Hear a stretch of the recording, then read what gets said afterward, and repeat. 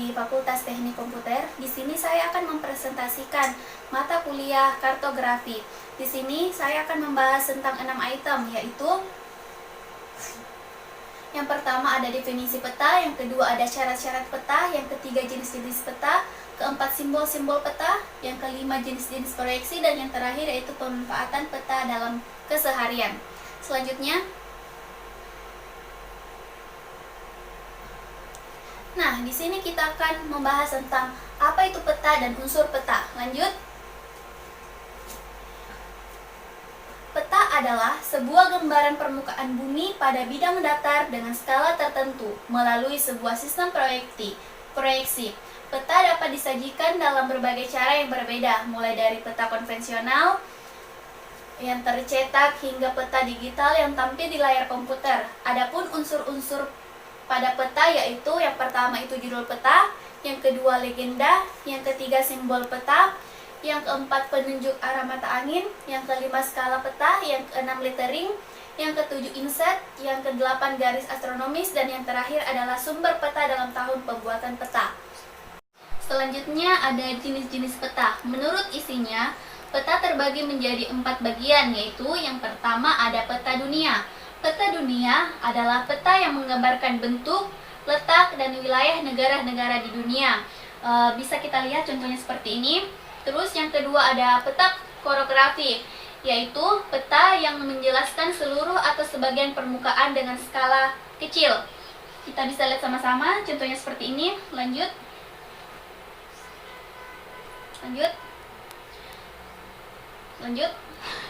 Selanjutnya yang ketiga ada peta topografi. Peta topografi yaitu peta yang menjelaskan permukaan relief bumi dengan garis-garis kontur sebagai penjelasannya seperti jalan, sungai, dan sebagainya.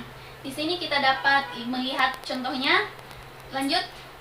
Yang terakhir yaitu peta khusus atau peta tematik, adalah peta yang hanya menampilkan sebagian permukaan bumi saja. Dapat kita lihat contohnya seperti ini. Lanjut.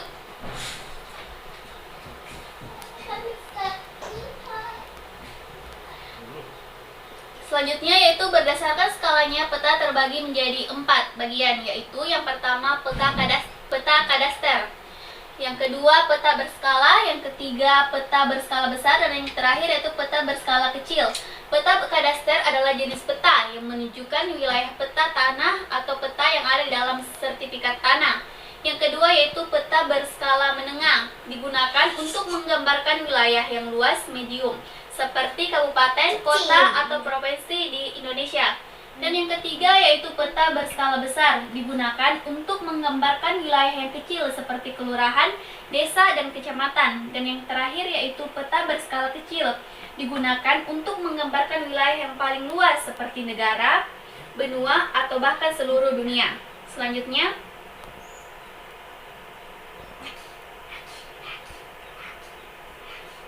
ada simbol-simbol peta. Berdasarkan kenampakan lingkungannya, simbol dibagi menjadi 2 bagian. Yang pertama ada simbol budaya.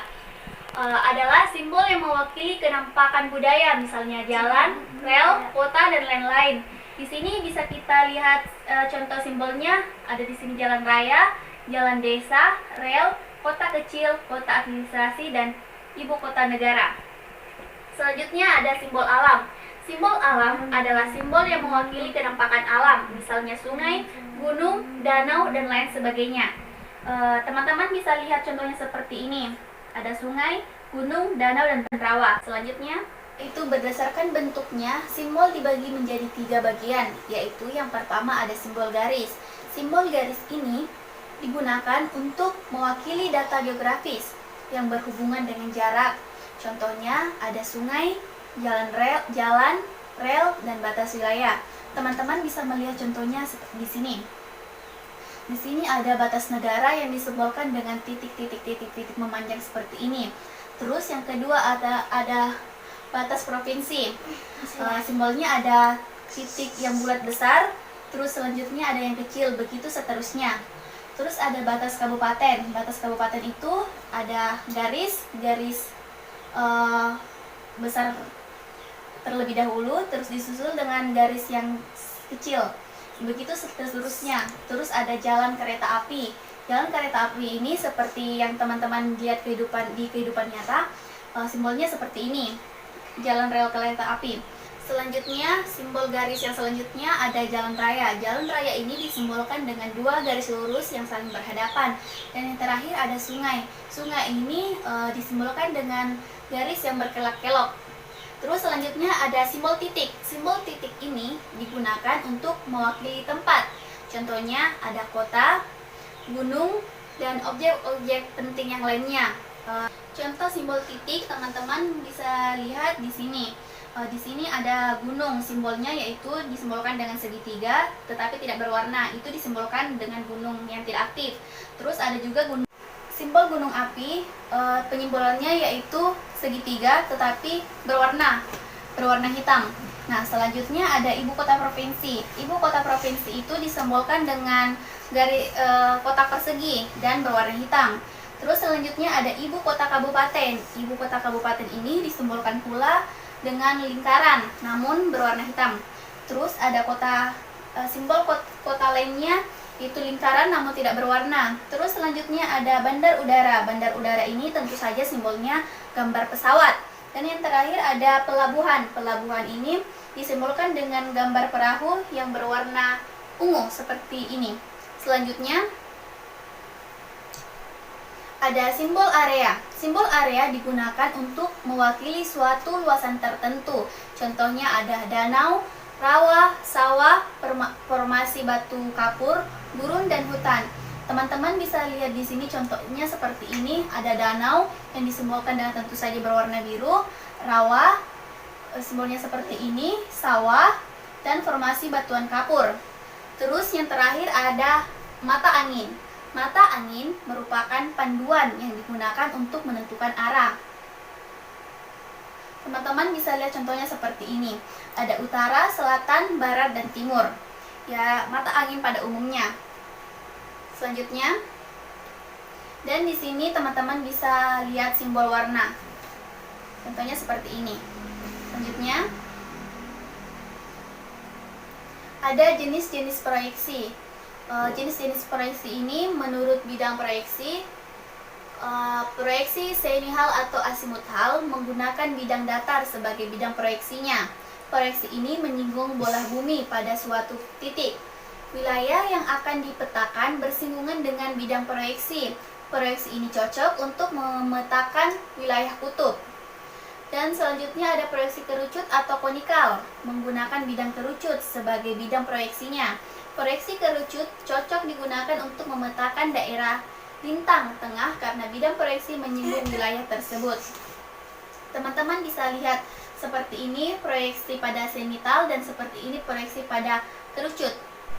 Selanjutnya ada proyeksi silinder atau silindris, sama saja, yaitu menggunakan bidang silinder sebagai bidang proyeksinya. Proyeksi ini punya keunggulan yaitu dapat memetakan wilayah yang luas dan cocok untuk memetakan wilayah di ekuator. Contohnya seperti ini. Selanjutnya, proyeksi modifikasi dibagi menjadi 3 bagian, yaitu yang pertama ada proyeksi Bonnet, memiliki distorsi semakin besar pada wilayah yang semakin jauh dari meridian tengah. Yang kedua ada proyeksi sinusoidal, dapat menggambarkan sudut dan jarak yang tepat di wilayah meridian tengah khatulistiwa. Dan yang ketiga ada proyeksi Mollweide yang menggambarkan wilayah yang semakin mendekati kutub, ukuran luasnya semakin kecil. Dan ada juga proyeksi Mercator, memiliki bidang proyeksi silinder dengan sumbu terhimpit dengan bola bumi dan menggambarkan seluruh wilayah permukaan secara datar. Selanjutnya, berdasarkan sifat asli bumi dibagi menjadi 3 bagian, yaitu yang pertama ada proyeksi ekuidistan, yaitu mempertahankan jarak sebenarnya yang ada di permukaan bumi. Yang kedua ada proyeksi konform, yaitu mempertahankan bentuk yang ada di permukaan bumi. Yang ketiga ada proyeksi ekivalen, yaitu mempertahankan luas area di permukaan bumi. Terus ada menurut kedudukan sumbu simetri dibagi menjadi 3 juga, yaitu yang pertama ada proyeksi normal. Sumbu simetri pada proyeksi peta berimpit dengan sumbu bumi. Yang kedua, proyeksi miring. Sumbu simetri pada proyeksi membentuk sudut miring dengan sumbu bumi. Dan yang terakhir ada proyeksi transversal. Sumbu simetri pada proyeksi tegak lurus tumbuh bumi atau di ekuator. Selanjutnya, pemanfaatan peta dalam kehidupan sehari-hari. Yang pertama itu ada di bidang pertanian. Pertanian merupakan sektor ekonomi yang penting bagi masyarakat Indonesia. Peta untuk pertanian menyajikan informasi mengenai aspek-aspek yang memengaruhi aktivitas pertanian. Aspek yang memengaruhi aktivitas pertanian contohnya jenis tanah, curah hujan, morfologi, dan jenis vegetasinya. Setiap aspek tadi dapat dipetakan sebarannya, karena itu melalui peta maka dapat diperoleh informasi lokasi yang tepat untuk lahan pertanian. Selanjutnya di bidang industri. Penentuan lokasi industri dapat menggunakan peta sebagai alat bantu analisanya. Sebuah industri harus memperhatikan aspek ketersediaan bahan baku, sumber energi, tenaga kerja, dan jaringan transportasi. Selanjutnya juga ada di bidang transportasi. Transportasi dibutuhkan dalam proses perpindahan barang ataupun orang. Transportasi meliputi jalur darat, air, dan udara. Peta yang digunakan pada bidang transportasi diantaranya peta jaringan jalan, rel kereta, rute udara, dan pelayaran. Yang selanjutnya ada di bidang kebencanaan. Bencana alam dapat merugikan banyak orang sehingga perlu adanya mitigasi yang baik. Salah satu cara preventif dalam mengatasi bencana adalah membuat peta zonasi daerah rawan bencana dengan memperlihatkan peta daerah rawan bencana di lingkungan desa, misalnya daerah mana saja yang tidak boleh ditinggali dan kemana arah evakuasi saat bencana itu terjadi. Selanjutnya ada di bidang pariwisata. Kegiatan pariwisata ini berkembang pesat di era modern. Kehadiran peta wisata sangat dibutuhkan untuk melihat sebaran daerah wisata, lokasi restoran, rest area, dan area hiburan lainnya. Dan selanjutnya ada bidang tata guna lahan. Tata guna lahan berkaitan dengan perencanaan penggunaan lahan dalam satu kawasan. Melalui tata guna lahan, maka pembagian wilayah disesuaikan dengan fungsi terbaiknya seperti pemukiman, kawasan lindung, industri, ataupun perkantoran. Selanjutnya ada bidang pembangunan wilayah. Dalam merencanakan sebuah pembangunan seperti kota, misalnya, dibutuhkan sumber data yang baik untuk memperlihatkan gambaran lokasi yang akan dibangun. Untuk itu, peta master plan dibutuhkan untuk melancarkan kegiatan pembangunan wilayah. Itulah hasil presentasi dari saya, kurang lebihnya mohon dimaafkan. Wassalamualaikum warahmatullahi wabarakatuh.